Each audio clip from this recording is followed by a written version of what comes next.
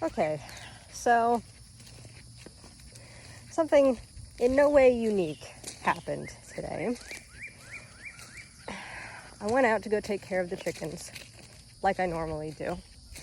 And while I was by the coop, Harley, one of our horses, came up to the fence to say hello, also like she normally does.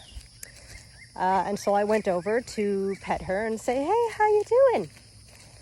Except when I got close, I happened to find a big, nasty gash above her left eye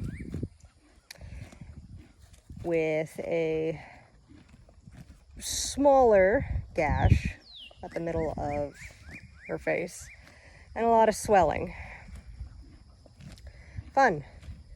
Typical horse owner shenanigans. She's doing fine right now. Obviously it's not stopping her from munching. I let them out into this pasture, which I didn't really have an intention of letting them out here. It's not ready for them at all. But I wanted to keep them close while we're waiting for the doctor. My suspicion is that Miss Ivy kicked her in the face, either sometime late last night or early this morning, seeing as how the wound is not bleeding anymore and it looks pretty swollen. We've been having a lot of storms lately, as you might notice from the sky. Ivy tends to spook a lot more easily than Harley does. So my sneaking suspicion is that Ivy spooked during the storm and bucked and knocked Harley right in the face. The doctor won't be able to come out until a few hours from now, unfortunately. So in the meantime, I've done my best to clean the injury with just some saline that I have. I don't really want to put any chemicals too close to her eye, lest we also end up with an ulcer. And I don't want to interfere with anything that the doctor might want to do. So it's been a couple of hours. The vet is supposed to be out here in hopefully the next half hour or so. But I'm on my way out to do another saline rinse of the wound, just to try and keep it as clean as I can. I don't really have a stall to lock her in the meantime, and I don't necessarily think that it would help her. She could still just rub it on various things. At least as she currently is, she's walking around and grazing just fine and seems quite content. But hopefully when the vet gets here, it won't be too bad overall.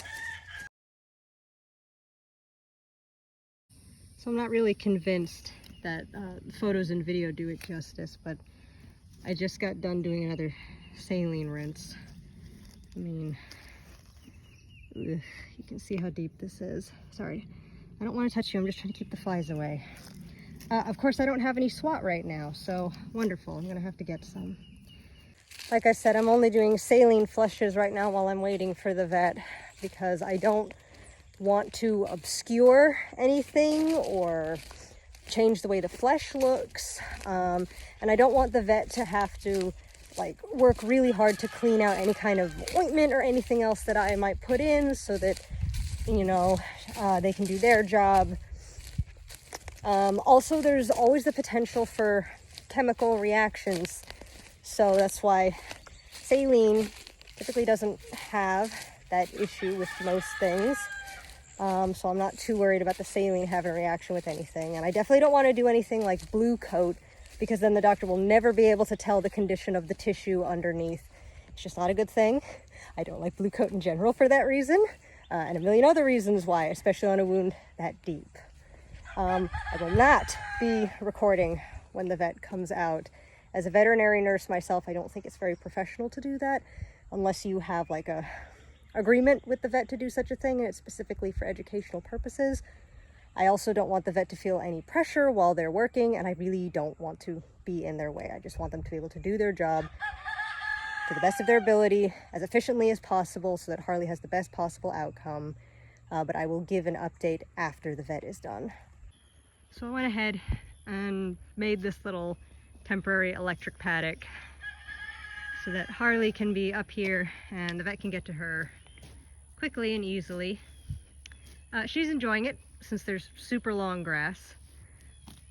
Ivy, not the biggest fan, but I'm not really sure I want to move her up here right now.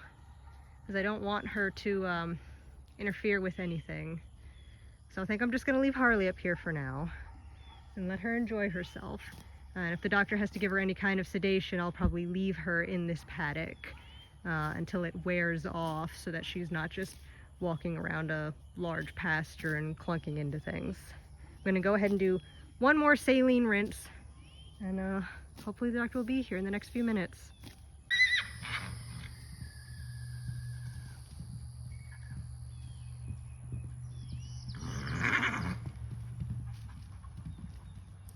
All right, so good news.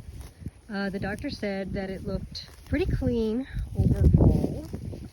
So she just went ahead, cleaned it up, debrided a little, sutured it up, and then put a little alu shield over it in the meantime to help keep the flies away. I'm gonna go pick up some SWAT when this storm is done. But she's already starting to recover from her sedation, which is super good. Got some bute for her to get for the next 6 days, but the doctor didn't think that she needed any antibiotics, so that's good. You are such a goober, Harley. So I just got done taking Harley back to the main pasture with Ivy. Ivy's happier now. I would have liked to have kept her in the smaller paddock for longer, but with that big storm coming in and all the rumbling thunder, I don't really want to lock her in a small space. I think she'll be okay overall. I'm going to keep checking on her just in case. But yeah, that's been my super exciting horse day, which did not go at all as planned. Thank you for watching. If you'd like to support our channel more, subscribing and sharing, always a big plus. And if you'd like to have any more content where I talk about more like science, medicine, and animal husbandry in general, please feel free to let me know in the comments below.